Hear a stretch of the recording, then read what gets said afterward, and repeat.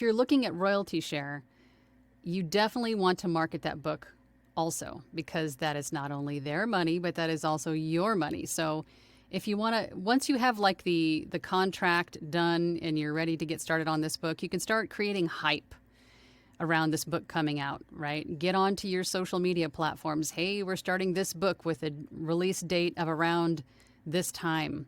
And then get on, it's annoying, get onto TikTok or Instagram or wherever and start recording like little video snippets of you recording this book, right? So people watching can see sort of what it's about. And then once the book comes out, the audiobook comes out, you can create a book trailer.